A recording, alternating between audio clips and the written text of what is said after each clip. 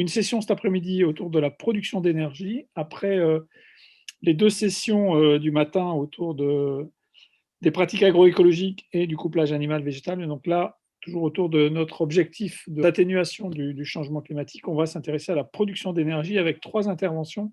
Antoine Reprends. Herman, au titre du GI2E Agrigaz, puis Gwenaël Hamelin, qui est un agriculteur membre du GI2E La Fourragère, et ensuite M. Christophe Oubouex, directeur de l'EPL de Bourges. Antoine, on vous passe la parole, si vous voulez bien. C'est parti. Bonjour à tous et à toutes. Donc, Antoine Herman, moi je suis le responsable d'une unité de méthanisation qui s'appelle SAS Agrigazvir. Unité de méthanisation pour laquelle un GI2E a été agréé en 2015. Voilà, ça fait déjà 5 ans. Donc, un rapide historique sur, à l'origine, la création d'une association de préfiguration qui avait fait une étude sur la COG, mais non concluante. En 2011, fin 2011, sortie du décret sur l'injection. Le groupe d'agriculteurs membres de l'association se remobilise autour de ce sujet sur la méthanisation en injection. Et en 2014, il crée une structure qui s'appelle la SAS Agrigazvir. Et voilà, donc qui a construit son projet et qui était en fonctionnement aujourd'hui. Et comme je vous l'ai dit, dossier de G2E réalisé en 2015. Et l'ICPE validé en début 2018. Rapidement, peut-être, la méthanisation, alors je ne vais pas rentrer dans le détail, mais ce que l'on fait aujourd'hui, nous ici, c'est de la méthanisation à partir de gisements majoritairement agricoles, à partir d'effluents d'élevage, lisiers, fumiers, ce sont les gros gisements, on est sur 40 000 tonnes, les deux compris. Le veau lessive est non négligeable aussi, puisqu'on a un collectif de 37 agriculteurs. Et à côté de ça, on a des déchets un peu espace vert et d'industrie agroalimentaire locale.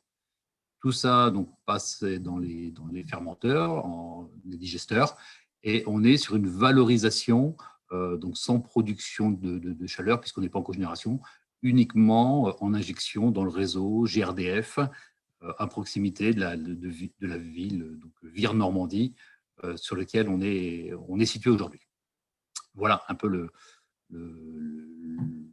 notre fonctionnement aujourd'hui, donc méthanisation en injection dans le réseau GRDF. Et bien sûr, le Digesta repart en plan d'épandage à l'échelle du territoire, dans les exploitations partenaires, 37 membres agriculteurs, enfin 37 agriculteurs partenaires, c'est grosso modo 4000 hectares dépendables.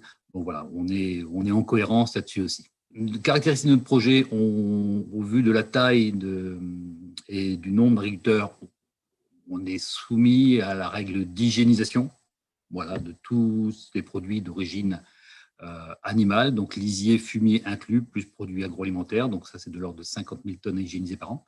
Ressources majoritairement agricoles, bon, je vous l'ai déjà dit. Un projet de type agricole, puisque les capitaux propres sont détenus à plus de 51% par les agriculteurs, on est plus proche de 85 que de 50 d'ailleurs. Voilà. Le périmètre dans lequel le projet fonctionne, l'exploitation la plus éloignée est à 15 km. Voilà, donc on est dans une logique de territoire et d'économie circulaire. Je vous ai dit 38 exploitations, ce qui représente 70 agriculteurs en nombre d'actifs. Et voilà, on a des partenariats à l'échelle locale avec la communauté de communes, les industriels agroalimentaires locaux, une espèce de pet food, je reparlerai après, le lycée agricole de Vire, partenaire aussi de notre projet, notre entreprise de LBS, entretien d'espaces verts, et l'entreprise traitement de déchets CED. Mais aujourd'hui, on a quelques nouveaux contacts qui arrivent en lien avec l'hygiénisation que l'on met en œuvre pour traiter les déchets d'origine animale, classés C3. Notre gisement, globalement, représente environ 64 000 tonnes. Alors, on ne l'a pas encore collecté intégralement puisqu'on a démarré notre production d'injection au mois de septembre dernier. Donc, on n'est pas encore sur un an complet, mais voilà, on monte en puissance. Un investissement de l'ordre d'1 million d'euros pour construire l'unité, et avec un objectif de production de l'ordre de 23 000 MWh par an, ce qui représente en normomètres cubes injectés, pour ceux qui sont, ou celles qui sont familiarisés, 254 normomètres cubes, soit l'équivalent de 1850 tonnes équivalent pétrole. Et à l'échelle locale, c'est grosso modo 20% de la consommation du gaz naturel sur la commune Vire-Normandie industrielle compris. Vire étant une ville de l'ordre de 11 000 habitants, mais avec pas mal d'entreprises agroalimentaires. Et le gaz est assez présent, donc on représente 20% de la fourniture, où on va représenter 20% quand on va être au nominal. Voilà, ce qui représente, rien que sur le sujet, 5200 tonnes d'équivalent CO2 en termes de limitation de GES. Ce projet, comme objectif aussi d'être vertueux sur le plan environnemental, au-delà de l'économie circulaire, et par des collaborations entre l'agriculture et le monde industriel. Chambre d'agriculture a appuyé le dossier aussi, les collectivités. On a réussi à trouver un partenariat avec une entreprise locale qui s'appelle la Normandise, qui, dans son process, fabrique de l'aliment chien-chat, donc du pet food, mais dispose d'un gros volume d'énergie fatale.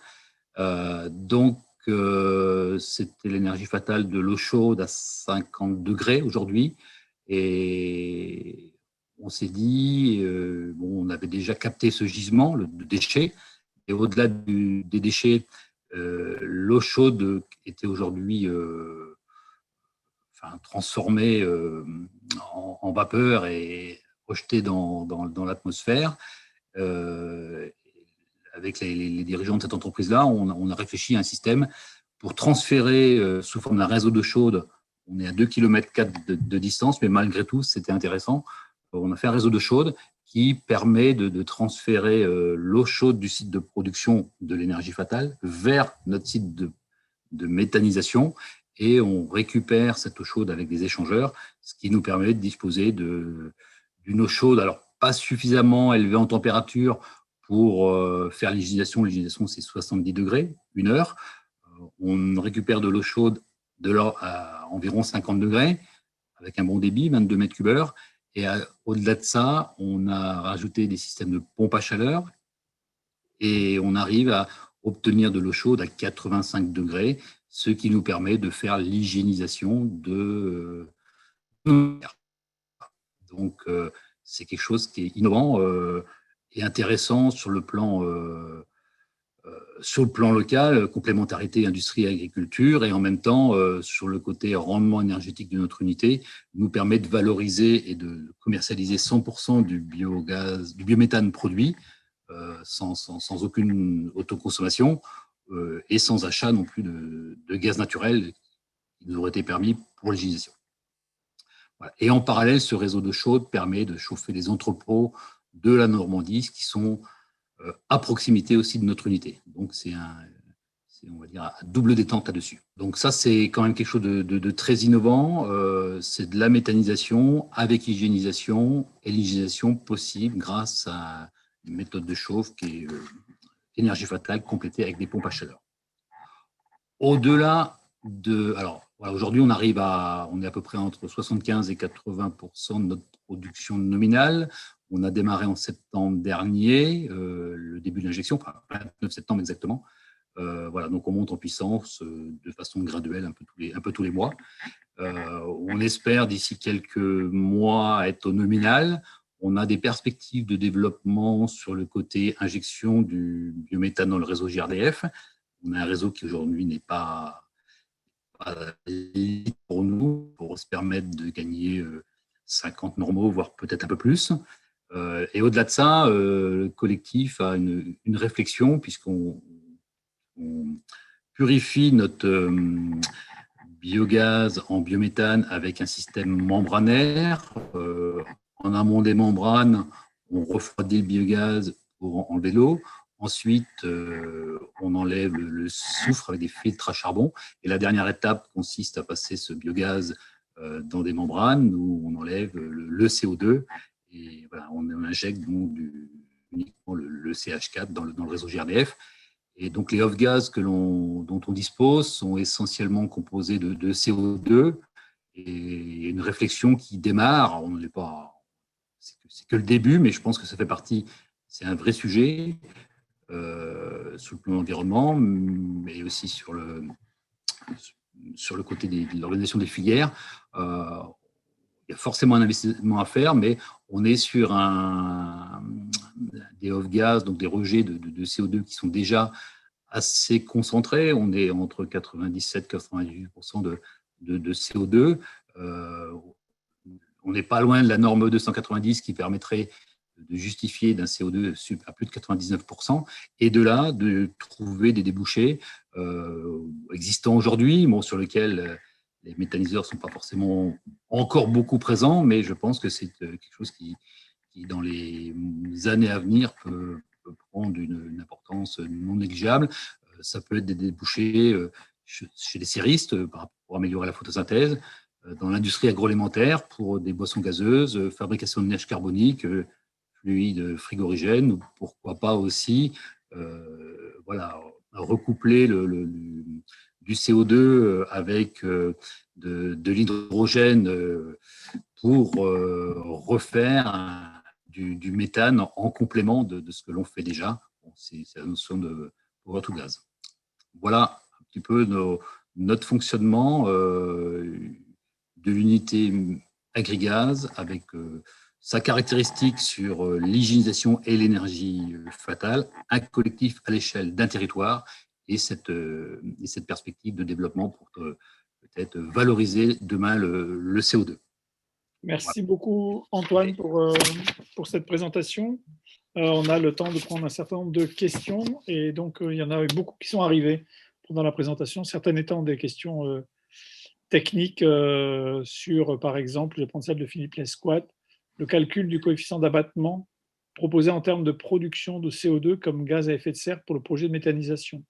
Et est-ce que vous travaillez sur une approche par analyse de cycle de vie à l'échelle du territoire ou quelle est la situation de base que vous utilisez? Alors, le chiffre que j'ai donné sur les 5200 tonnes, c'est un chiffre qui a été calculé au stade du projet, sur lequel nous, quand je dis nous, c'est Agrigaz, on n'est pas intervenu. C'est le bureau d'études qui nous a accompagnés sur ce sujet-là, qui l'avait calculé. Il inclut uniquement les réductions de CO2 liées à la partie méthanisation, sans tenir compte du gain que l'on obtient collectivement sur le transfert d'eau chaude de l'énergie fatale.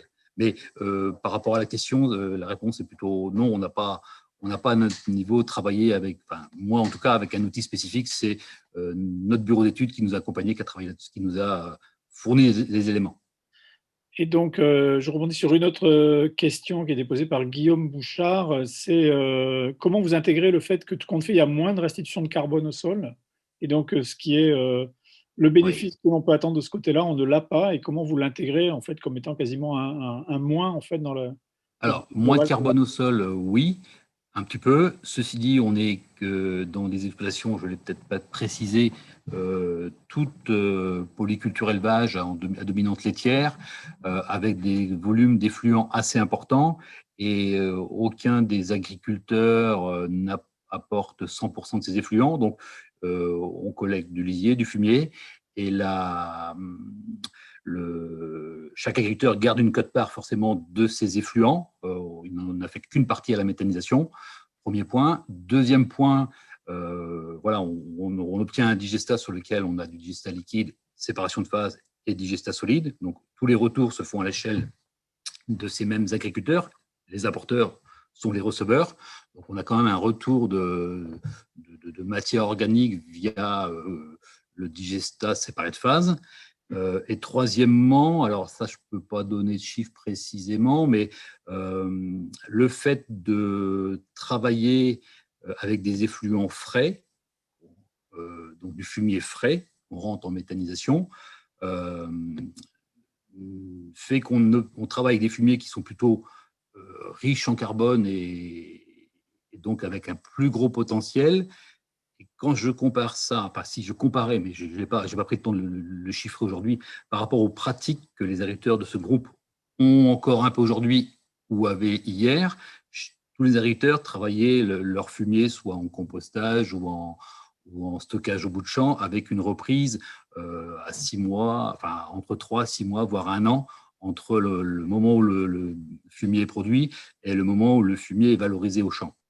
Le fait de travailler en méthanisation avec les fumiers frais, bien sûr, on capte du carbone, mais on va capter du carbone à partir d'un fumier frais plus riche qu'un fumier qui aura composté au champ, qui aura, entre guillemets, déjà un peu dégazé naturellement. Voilà. Et pour nous, ce n'est pas un sujet en zone d'élevage où on a voilà, des niveaux de chargement autour de 1,5, 1,6, 1,7, avec des effluents d'élevage. Quand on regarde la teneur en matière organique des sols, alors avant la méthanisation, on est sur des niveaux de matière organique plutôt bien pourvus, à très bien pourvus. D'accord. Ça ne nous semble pas inquiétant à ce sujet-là. Il y avait une question, mais on va la prendre, il faudrait répondre très rapidement. Oui. En fait, des différentes sources que vous utilisez, différentes matières premières, et en particulier, comment vous parvenez à garantir un volume constant des différents gisements ou de leur équilibre tout au long de l'année pour garantir le fonctionnement de votre usine. Comment vous avez anticipé ça? Alors, on n'aura pas forcément un gisement complètement linéaire sur l'année. On a des périodes, lessives vont être peut-être un peu plus présentes à certaines périodes qu'à d'autres. Sur les effluents d'élevage lisiers, bon, on sait qu'on peut avoir de la disponibilité sur l'année. Le fumier sera forcément un petit peu plus disponible, lui, en période hivernale ou sortie hiver. Les produits agroalimentaires sont relativement linéaires avec les entreprises sur lesquelles on a un partenariat, voire un contrat en local. Après, voilà, la variable d'ajustement entre la carence de fumier qu'on pourra avoir peut-être l'été. Bon, on a aussi des tontes de pelouse qui arrivent, qui viennent compenser un peu ça, et les cives qu'on pourra plus ou moins déstocker en fonction de notre gisement effluent. L'idée étant voilà, de produire de façon linéaire. Alors, on a peu de recul, on n'a pas un an de recul encore, mais c'est bien de jongler entre le volet fumier qui va être fluctuant et les cives que l'on peut stocker sur site, pas pour une bonne partie.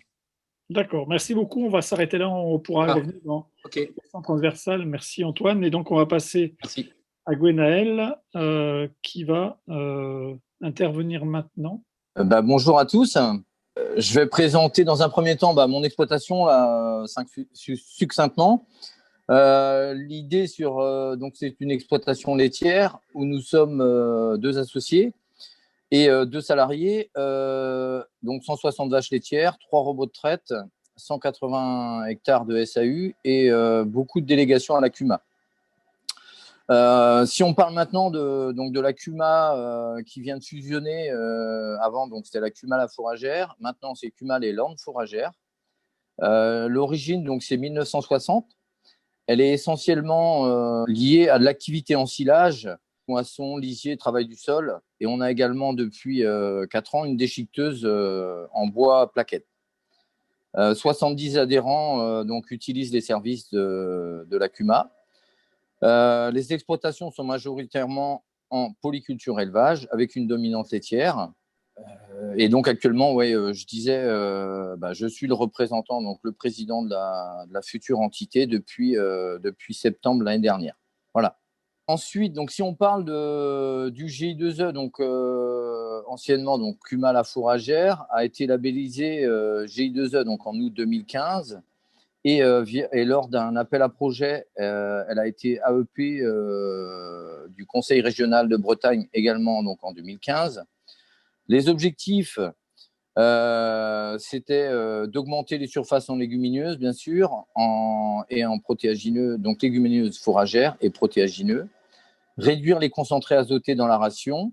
L'idée, c'était derrière ça d'optimiser la réduction de protéines et puis d'optimiser le pâturage. Au début du projet, les membres du groupe sont tous dépendants quand même du soja et l'idée, c'était de moins dépendre de la volatilisation des prix et de vraiment apporter une autre source de protéines.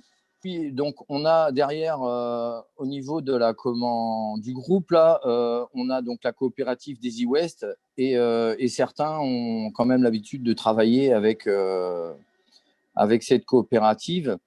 Et donc, on travaillait déjà la luzerne Et essentiellement, l'idée, c'était vraiment de la développer, quoi. Et ce qu'on peut rajouter, c'est que nos coopératives laitières, voire les privées, ont une demande de plus en plus liée à de la protéine sans OGM et également du local, quoi. Le GI2E, ce qui a vraiment été intéressant, c'est qu'il a permis de redynamiser le groupe. Ça a vraiment été un côté vraiment super. Et puis, on a fait des visites comme la station expérimentale de Moron en Bretagne. On est également allé chez un exploitant, Anton Ziedler, là, dans l'Orne. Et également, ça a permis vraiment d'intégrer les jeunes qui venaient d'adhérer à la CUMA et de vraiment discuter, d'échanger avec les anciens. Ça a été intergénérationnel. Et également de faire coopérer des agriculteurs conventionnels avec des agriculteurs en agriculture biologique, quoi. Maintenant, si je passe à la valorisation de la chaleur d'un méthaniseur pour sécher donc, ces nouveaux fourrages, donc à l'exploitation, donc le GAEC Carless, dont je fais partie, adhère à la SAS Métafairchaud, qui est représentée par 4 exploitants et 6 associés. Il y a 5 agriculteurs et un non-agriculteur. Le non-agriculteur, il est salarié également de la Méta. Le début de la réflexion, donc, ça a été en 2010 et entré en fonctionnement en 2016. Donc, on a maintenant 4-5 ans de recul. Donc, c'est essentiellement de la cogénération. On est à 500 kilowatts, un moteur de 205 et un moteur 280, 285. Donc, ce moteur produit, pour ceux qui ne connaissent pas forcément, mais le moteur produit de la chaleur parce que on utilise de l'eau pour le refroidir. Une partie, cette eau sert au process de la méthanisation et l'autre partie, donc on la valorise via un séchoir. Un séchoir qui, donc c'est à double fond. À l'intérieur du séchoir, on sèche, alors de mémoire, que j'en oublie pas, on sèche de la luzerne, du maïs grain, de la fétuque, de la graine de chanvre, parce qu'on est en lien avec l'association aussi de chanvre. Si je reviens sur ce séchoir, au départ, donc on fonctionnait, l'idée c'était de faire des bottes cubiques, donc des 90 par 120 au Big Baller. Sauf que on a rencontré des soucis de pression, c'est-à-dire que les bottes n'étaient pas homogènes, donc du coup on avait du mal à sécher l'intégralité des bottes. Donc maintenant on est passé en vrac, essentiellement donc à l'autochargeuse, de moins fauche, fanage, endénage et récolte à l'autochargeuse, et on apporte ça au séchoir. On ramène ça dans les exploitations qui utilisent donc la luzerne. L'idée du séchoir, c'était d'améliorer la qualité du fourrage, parce que c'est vrai que c'est un séchoir à température assez basse. On est à 60 degrés. Ça a permis également d'augmenter, bien sûr, les surfaces en légumineuses, d'allonger les rotations, d'améliorer le potentiel agronomique des sols. Alors, la réduction d'engrais, ça a double effet, c'est-à-dire que la méta nous a permis, je vois, si je prends le cas de mon exploitation, nous étions à une semis et demie, 50 tonnes d'engrais par an. Et aujourd'hui, on tend à ne plus en utiliser. Je suis rendu à 5 tonnes de commandés cette année. Bon, après, c'est pas sans problème, parce que l'épandage de la luzerne, l'épandage du digesta sur blé reste assez compliqué. On est en train d'étudier. C'est dans les tuyaux pour du lisier 100 tonnes. Les apports du collectif, meilleure progression, expérimentation, visite, échange. Donc ça, c'était plus lors du GI2E. Voilà ce que j'avais à vous dire concernant cette diaporama. Donc la méthanisation, c'est vrai que c'est un vrai cercle vertueux. En gros, notre séchoir, si vous voulez, il a double ou triple. On a fait plusieurs essais. Dans un premier temps, la base, c'était vraiment sécher les fourrages et d'augmenter, bien sûr, les surfaces en légumineuses. Après les fourrages, on a essayé de sécher du bois plaquette pour améliorer, comme je disais tout à l'heure, on a donc une déchiqueteuse à bois plaquette, et sur le territoire de Réchauffer Communauté, nous avons eu la chance de créer 3 réseaux de chaleur. Donc, il y a besoin de fournir ces chaudières. Et c'est vrai que Réchauffer Communauté étant un territoire à énergie positive, il nous aide vraiment beaucoup dans la démarche. Et donc, à la CUMA, on va dans peu de temps créer un endroit de stockage du bois plaquette.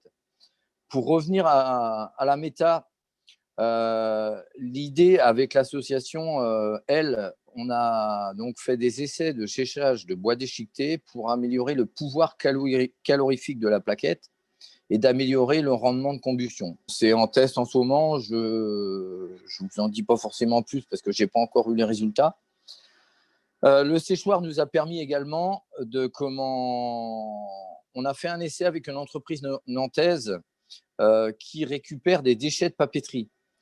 Ces déchets de papeterie, en fait, c'est considéré.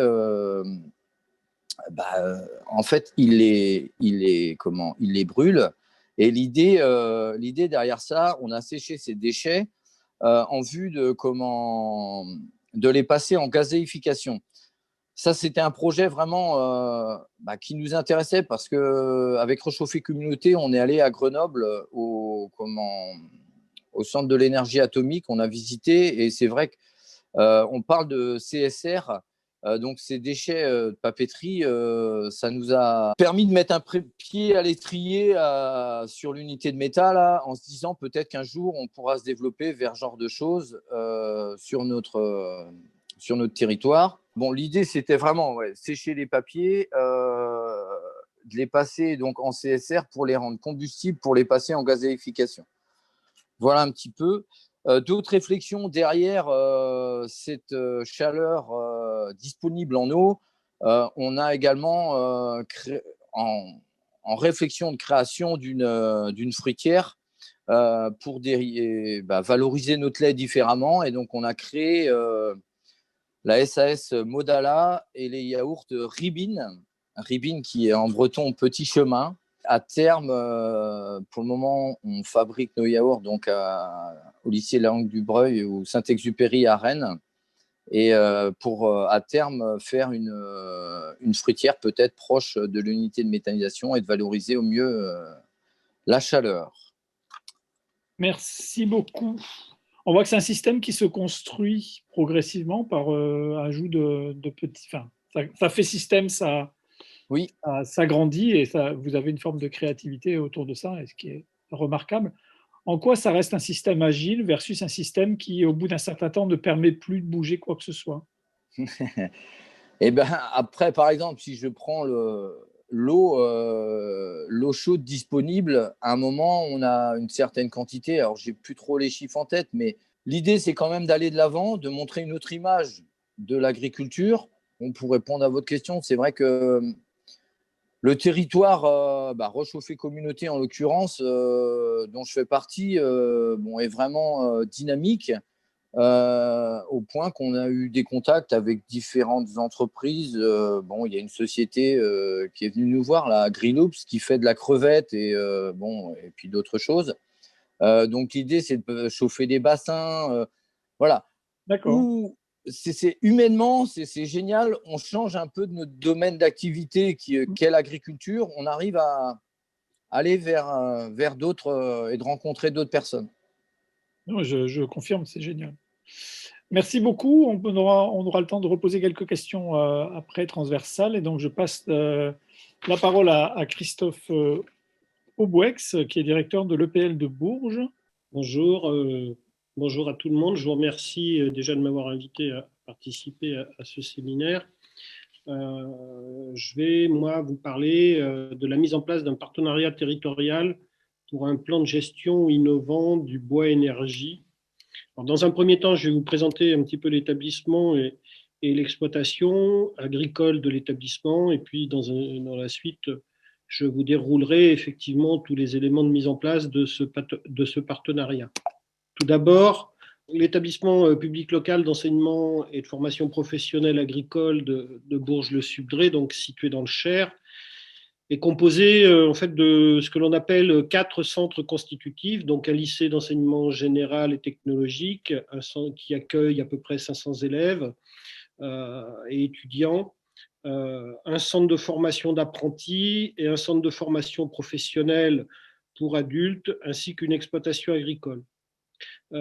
Cet établissement met en œuvre des formations de la 4e à la licence professionnelle sur des filières générales et technologiques, hein, bac général, bac technologique, sciences et technologies de l'agronomie et du vivant, et puis des formations professionnelles sur les champs de l'agriculture, du paysage, de la maintenance du matériel et du service aux personnes.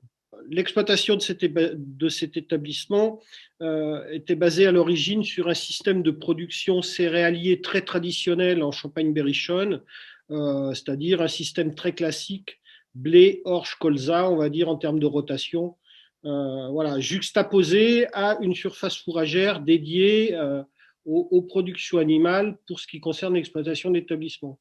Donc pas de lien entre les productions animales et les productions, les scopes, sur cette exploitation. Donc, cette exploitation agricole est pilotée sur la base d'un projet que l'on a construit en 2015 qui s'inscrit au cœur du projet d'établissement. C'est-à-dire que tout ce qui est mis en œuvre sur l'exploitation a pour objectif de créer un lien direct avec la pédagogie, mais aussi un lien avec le territoire. Ce projet vise avant tout à la mise en œuvre d'une transition agroécologique qui intègre production animale et production végétale, donc vers un système, on dira, à dominante production végétale, mais malgré tout orienté polyculture-élevage au final.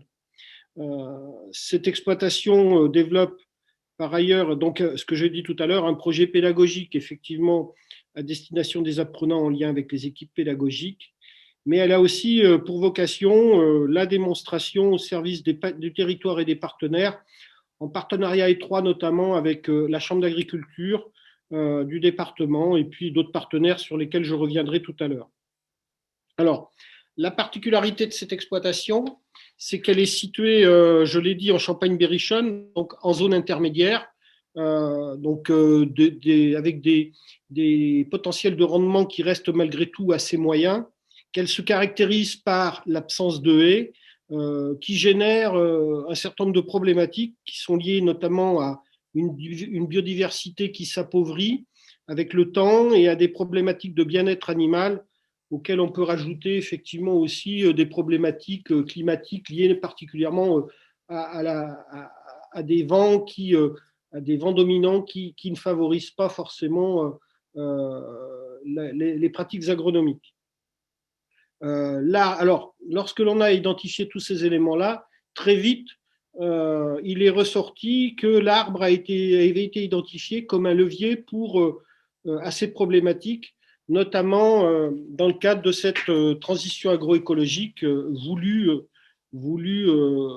par le ministère de l'Agriculture. Particularité sur les départements du Cher, c'est que la région du Bois-Chaud Sud du Cher, donc au sud de l'établissement, présente la particularité d'avoir développé un projet où il y a beaucoup plus de haies, avait présenté la particularité de développer un projet autour du bois énergie, qui est toujours porté du reste par un groupe d'agriculteurs qui est regroupé en SCIC, Société civile d'intérêt collectif, et qui vise à développer une filière d'approvisionnement en circuit court du bois en plaquettes pour les chaufferies, notamment les chaufferies collectives, ou pour le paillage animal, puisque à certains moments, aussi à certaines époques, le manque de paille, notamment quand on a connu certaines sécheresses, la plaquette les expérimentations qui ont été menées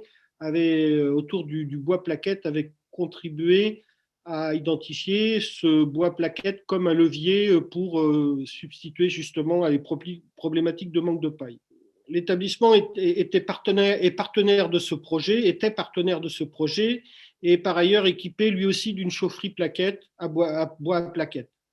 Nous disposons de 40 hectares de bois qui sont sous-exploités et l'idée initiale de replantation de haies d'une parcelle en agroforesterie venait un petit peu conforter ce projet de territoire. Sur la base de ces éléments, la première étape de notre projet a consisté à mobiliser un certain nombre d'acteurs pour mesurer sa faisabilité et contribuer à la réflexion concernant les finalités sur les plans agronomiques et pédagogiques d'un tel projet et éventuellement de répondre et aussi de répondre aux aspects démonstration en réponse aux besoins des différents partenaires sur ces questions.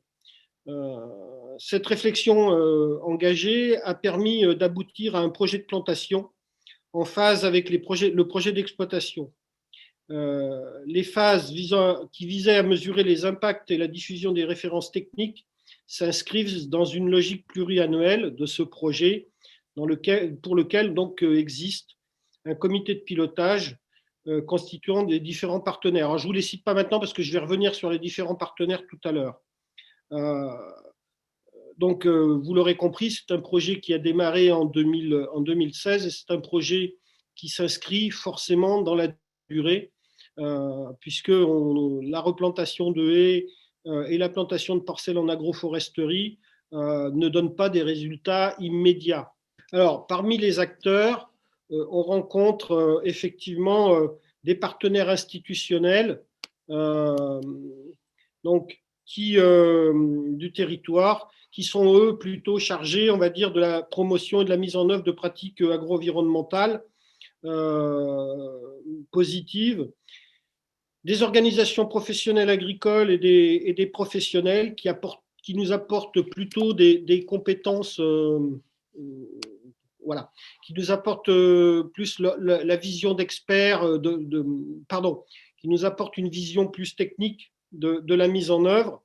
Et puis, on a sollicité aussi des experts, notamment la mission Haies Auvergne, la SIC, qui est considérée aujourd'hui comme un expert, et puis un certain nombre d'autres organisations, dont l'INRAE. Ces experts ont été sollicités particulièrement pour la mise en place d'un plan de replantation de haies et de la parcelle en agroforesterie, avec comme objectif d'identifier l'objectif de ce projet, c'est d'allier des critères économiques. Alors, par exemple, le bois énergie, c'est-à-dire que bois énergie, source de rentabilité économique, mais aussi des aspects, des critères environnementaux et biodiversité.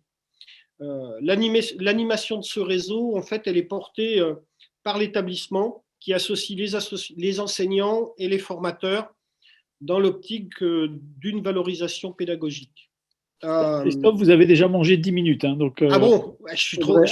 Accélérer un peu. Alors, je vais accélérer. Donc, le plan de plantation des haies a fait l'objet d'un diagnostic préalable avec la mission Haies Auvergne, donc, avec comme objectif production de bois énergie, bien-être animal, limitation des impacts liés au vent sur les cultures et développement de la biodiversité et stockage de carbone. Donc, ça représente effectivement 5 objectifs clairement identifiés. Sur la parcelle d'agroforesterie, c'est l'équivalent de 3500 mètres de haies de bandes intraparcellaires qui ont été replantées en bois d'œuvre, cormier, merisier, chêne pubescent et orme.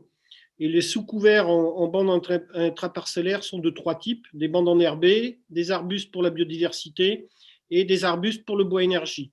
L'objectif, c'est d'assurer des démonstrations pour les différentes possibilités de réalisation de bandes intraparcellaires auprès des professionnels. Donc cette parcelle d'agroforesterie, elle est adossée à une parcelle témoin, et la réalisation d'un état zéro a permis de mesurer effectivement une situation agronomique dans ses dimensions physico-chimiques et biologiques. Et ces éléments sont et seront régulièrement évalués en lien avec les apprenants pour mesurer les évolutions et assurer la comparaison avec la parcelle témoin. Donc, le suivi de la croissance des arbres, la taille et la formation, l'entretien des bandes enherbées, le suivi de la mortalité et le regarnissage de cette parcelle font l'objet d'un travail conjoint avec l'association régionale d'agroforesterie, l'INRAE et la Chambre d'agriculture. Donc, l'ensemble de ces points font l'objet de chantiers écoles pour les apprenants d'une part, mais aussi pour les professionnels qui envisagent des plantations. Et on est heureux de constater sur le département du Cher qu'il y a de plus en plus de professionnels qui veulent replanter ou replanter. Et probablement que le plan de relance en la matière va favoriser aussi l'accompagnement de ces replantations. Donc, ces éléments de démonstration ont fait l'objet d'une animation par un chef de projet, donc un enseignant qui a été financé pour un tiers de son temps par le ministère de l'Agriculture. On a conçu 2 livrables qui sont un carnet de projet et un plan pluriannuel de gestion d'une parcelle agroforesterie, donc qui aujourd'hui sont diffusables pour démontrer auprès de toute personne qui en fera la demande. Sur le projet donc se poursuit avec l'association régionale d'agroforesterie, l'INRAE et la Chambre d'agriculture, avec lequel on assure les suivis des plantations. Le comité de pilotage mis en place, présidé par l'établissement, donc se réunit à peu près une fois par an au minimum pour assurer le développement du réseau de compétences. Et ce projet se poursuit dans l'esprit dans lequel il avait été initié dans le cadre de la mise en œuvre d'une transition agroécologique, mais aussi dans le cadre du plan Enseigner à produire autrement, initié par le ministère de l'Agriculture.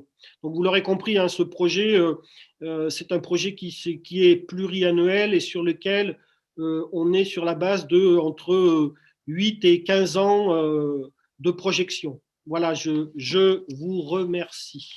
Désolé pour avoir été un peu trop long. Merci beaucoup. Vous aurez droit qu'à une seule question en direct et après on fera un débat plus large. Dans la question en direct, elle est posée par Christophe Pinard qui posait la question de l'impact réel du projet de transition agroécologique tel que vous venez de le présenter sur le territoire où vous êtes situé et en particulier sur la relation que vous avez avec les politiques régionales. Alors, en fait, aujourd'hui, ça sert effectivement d'outil de démonstration dans le cadre des politiques régionales et notamment dans le cadre des politiques territoriales avec le pôle économique territorial et rural du département du Cher. Donc, ça sert effectivement un peu d'outil témoin pour les différents acteurs du territoire. Je ne sais pas si j'ai complètement répondu à votre question. Je suis pas sûr. Pour le territoire, oui, mais est-ce que les établissements d'enseignement ont toujours un rôle particulier vis-à-vis des politiques régionales et parce que c'est quelque chose d'emblématique, un lycée agricole, et comment est-ce que ça devient en fait l'expérimentation que vous mettez en place, est-ce qu'elle devient une forme de support de médiation avec les politiques? Oui, complètement. Alors, notamment par l'intermédiaire de la Chambre d'agriculture, puisqu'on a mis en place, on met en place en commun des formations sur ces aspects-là. Donc, les professionnels viennent sur l'établissement.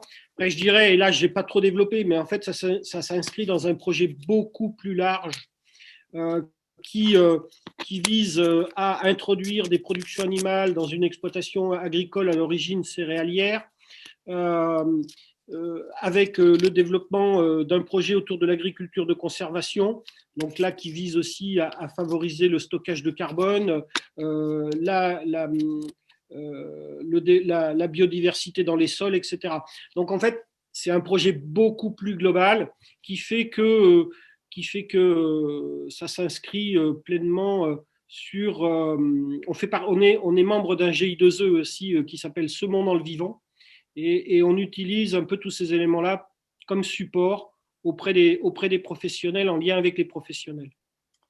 D'accord, merci beaucoup. Alors on a une quinzaine de minutes devant nous pour des questions très transversales, et donc je vais commencer par une question posée par Xavier Rebout, qui dit alors je sais, ça va plutôt être pour Antoine et Gwenaël, avez-vous connaissance de cas où les habitants peuvent apporter des déchets verts et repartir avec du digesta composté, et donc une forme de démarche participative pour avoir une situation de dialogue entre monde agricole et ensemble des organisations qui sont attachées et le reste de la société. Est-ce que vous, autour de cette transition énergétique et de production de bioénergie, il y a des espaces de dialogue nouveaux qui se créent comme cela? Moi, je peux répondre à cette question-là. Aujourd'hui, ce n'est pas le cas. Sur l'apport de déchets verts par les particuliers, on n'est pas encore à ce stade-là. On est à l'apport de déchets verts par les entreprises spécialisées, entretien d'espaces verts. Donc ça, c'est déjà en fonctionnement. Enfin, c'était en fonctionnement l'été dernier. On va passer au stade des communes, enfin de certaines communes, là sur 2021. Après, l'étape suivante, oui, elle est possible, c'est le particulier. Sachant que nous, on aura la chance d'avoir une déchetterie qui va venir s'installer à côté de chez nous dans le cadre d'un pôle environnement. Donc, on aura des flux de voitures et peut-être d'apport de tonnes de pelouse.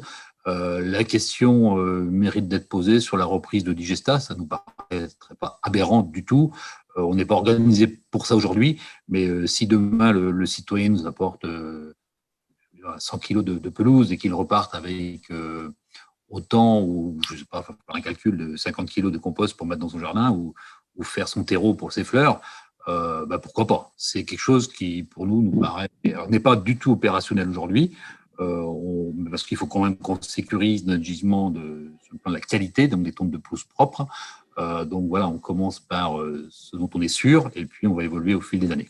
Merci. Alors, je vais reprendre une autre question, une autre question qui est posée par Philippe Lesquat, qui est quelle est l'importance de la connaissance des acteurs pour faire des collectifs tels que ceux que vous mettez en place, et ça va aussi pour l'EPL en fait.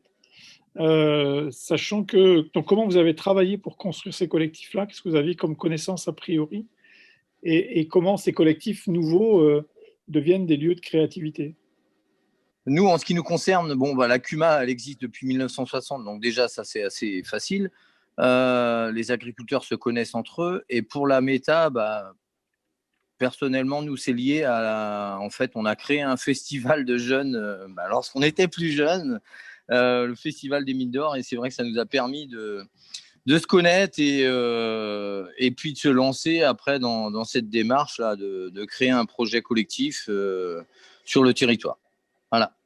D'accord, c'était une période où vous débordiez d'énergie, si je peux me permettre. Exactement. C'est un peu facile comme blague, mais… Je dirais que pour l'établissement, pour un EPL, un établissement d'enseignement comme le nôtre, c'est un lieu en fait, c'est un établissement public, donc c'est avant tout un lieu, c'est aussi un lieu de rencontre, et effectivement où toutes les sensibilités et tous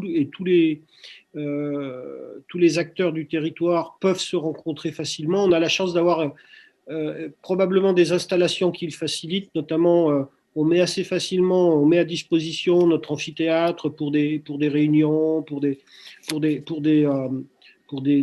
séminaires, etc.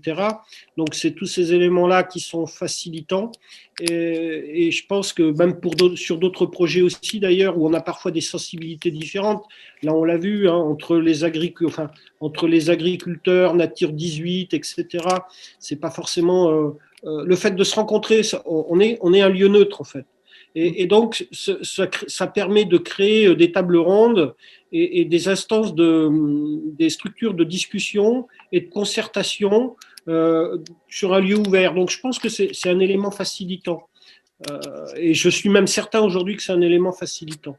On a un autre exemple type sur la mise en place, ou qui fonctionne exactement sur le même principe, sur la mise en place d'un espace test en maraîchage, par exemple. Donc, un lieu fédérateur, en fait, l'établissement d'enseignement agricole, un lieu fédérateur sur un territoire. D'accord. Alors, il y a une question qui est d'Emmanuel Béguin, qui est plutôt pour Antoine et Gwenaël, mais je pense que pour Christophe, on pourra faire une extension. C'est quel bilan tirez-vous de vos 2 projets de méthanisation en matière d'emploi et d'économie à l'échelle de l'exploitation, et en fait, on pourrait l'étendre. C'est quoi les incidences sociales aussi et d'organisation du travail? En termes d'emploi, pour la structure Agrigaz, aujourd'hui, on est sur création de 3 emplois directs. Plus aujourd'hui, on a une personne en complément en apprentissage. Donc, ça va faire, on va dire, 3,5 sur 2021 en emploi direct. On a 2 emplois créés par des partenaires ETA, pour toute la partie de logistique. Donc, mais ce ne sont pas des emplois directement créés par Agrigaz, mais de façon indirecte par des prestataires.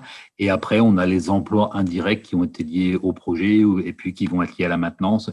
Ceux-là, je n'ai pas pris le temps encore de les chiffrer de façon précise, mais voilà, on est quand même sur un chiffre, je pense, aussi assez significatif sur la partie maintenance.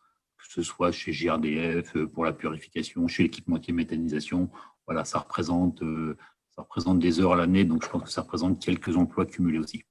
C'est un peu le même principe. C'est vrai que chez nous, on a donc 1,5 UTH qui qui travaille sur l'unité de méthanisation.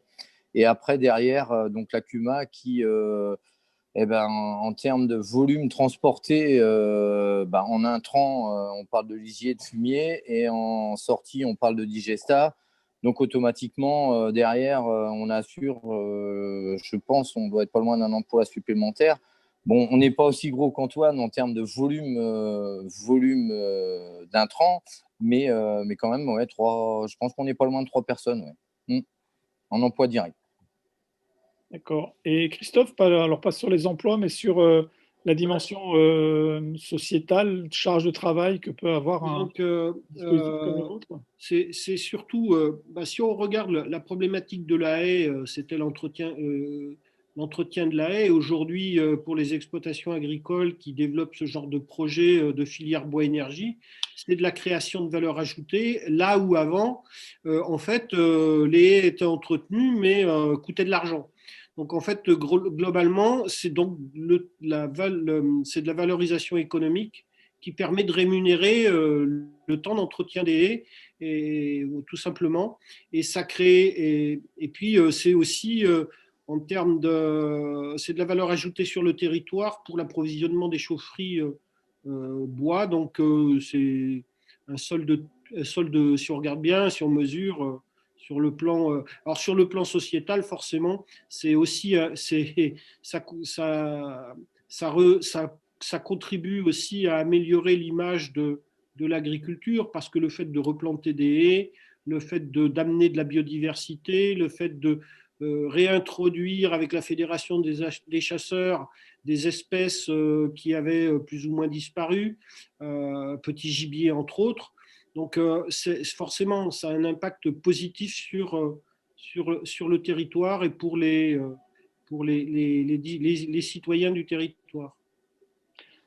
Et donc, ça rebondit sur des questions qui ont été posées dans le chat. C'est comment vous êtes organisés les uns et les autres pour créer ces espaces de dialogue avec les personnes du territoire? Et est-ce que vous avez une réflexion de territoire qui est plutôt de dire, en fait, on va vers des territoires de plus en plus autonomes à ces occasions-là? Donc, comment les citoyens sont associés? Est-ce que vous avez derrière toutes vos réflexions une vision pour les territoires où vous êtes impliqués, en fait? En ce qui nous concerne, déjà, au tout début de la méthanisation, nous avons fait une porte ouverte. On a eu 1200 personnes à venir. Et c'est vrai que les gens voulaient découvrir. On avait également donc, sur place la déchiqueteuse de la CUMA pour rejoindre les propos de Christophe. C'est-à-dire qu'aujourd'hui, les particuliers n'hésitent pas à nous appeler pour déchiqueter du sapin, déchiqueter des arbres qu'ils ont chez eux. Et quelque part, le fait de savoir que ce bois va servir à chauffer la maison de retraite ou l'école de la commune, ça c'est génial. On est dans le local, quoi, et on consomme local. D'accord. Christophe et Antoine, vous avez quelque chose à rajouter à ça? Non, je crois que tout a été dit. On est dans le local et on fonctionne dans le local. Alors, pour les territoires, oui, je pense que, de toute façon, on le voit bien aujourd'hui, il y a une volonté globale de revenir sur du local, mais pas que sur ces sujets-là, sur l'alimentation, etc. Donc, ça contribue effectivement je pense que ça contribue à chaque citoyen de se raccrocher de redécouvrir un peu l'agriculture aussi, à chaque citoyen de redécouvrir l'agriculture, les agriculteurs, et d'avoir une autre vision que celle qu'on voudrait bien nous faire croire de ce qu'est l'agriculture. Je peux peut-être rajouter un chiffre sur lequel on aime bien communiquer avec les élus des collectivités, mais pas que.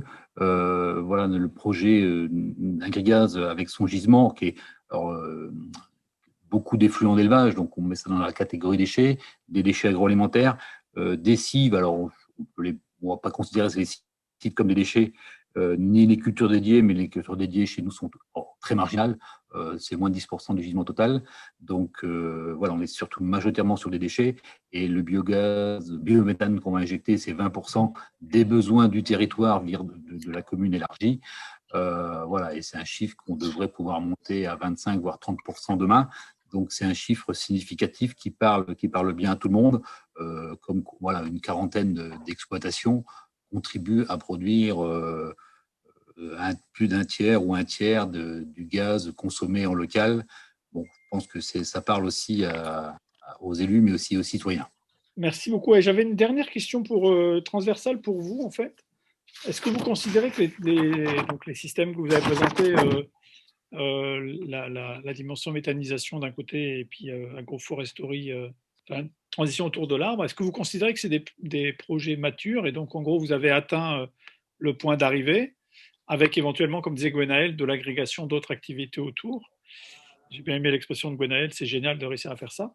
Ou alors vous considérez qu'il y a encore beaucoup d'évolutions possibles dans vos façons de faire? Donc en gros, est-ce que vous êtes arrivé et vous êtes content, ou est-ce que vous êtes encore sur un chemin en train Pour nous, on est sur le chemin, au début du chemin, je pense. Déjà, on n'est pas tout à fait à notre objectif de production, donc on s'en rapproche autour de 80%. Au-delà de ça, on a des perspectives d'évolution si le gisement le permet. C'est bien comme la condition en méthanisation, c'est le gisement qui fait quand même beaucoup de choses. Donc, selon ce qu'on trouvera en déchets à l'échelle locale, mais parce que notre priorité, c'est aussi de bosser en local, pas forcément de faire venir des déchets qui vont être très très vite en concurrence entre les unités de méta, des déchets qui viennent de faire 3, 4, 500 km. C'est pas, demain, je pense que c'est pas ça. Demain, voilà, ça va être les déchets d'un territoire donné aussi. C'est une ressource locale pour produire de l'énergie locale. Donc ça me paraît important. Donc on a des évolutions possibles là-dessus. Et puis, voilà ce que je disais moi tout à l'heure sur une unité de méta demain qui fait du CH4, mais aussi qui fait du CO2 pour un débouché CO2 ou qui recompense son CO2 pour refaire du méthane avec de l'hydrogène issu d'énergie renouvelable. On y a réfléchi aussi. Il y a encore un bout de chemin à faire là-dessus, mais ça paraît tout à fait possible. Donc, je pense qu'on est au tout début d'une aventure. Ouais, moi, c'est tout simple. On est vraiment au tout début d'une aventure, ça c'est sûr. Ce projet-là et plus globalement, le projet, c'est quelque chose qui s'inscrit sur 10-15 ans, sur les 10-15 ans à venir. C'est certain, c'est le tout début. Les agriculteurs sur le territoire commencent juste à s'en emparer. Donc, il y a encore du chemin à parcourir et c'est ça qui est intéressant, c'est qu'on va pouvoir suivre les évolutions sur les 10-15 prochaines années. Je rejoins Christophe également. Et c'est vrai que sur notre territoire, bon, je le vois bien, la méthanisation, c'est vraiment bon. Ok, on a abouti à quelque chose. L'unité tourne, l'unité fonctionne, elle fait ses 8000 heures par an de cogé. Ce qui est génial, c'est que on n'en reste pas qu'au métier d'agriculteur. On peut aller réfléchir avec d'autres industries agroalimentaires ou d'autres partenaires. Ça crée le champ des possibles est ouvert et moi, c'est génial. On s'éclate, on est à fond dans la recherche d'innovation, de nouveautés, que ce soit, je parlais tout à l'heure de gazéification. On a également parlé, entre nous, au sein de notre méta, là, du collectif, le power to gas, la méthanation. C'est plein de mots, peut-être un peu nouveaux, mais voilà. Plein de projets pour l'avenir. Ok, merci beaucoup à tous les trois. Si. Cette session Merci. très riche.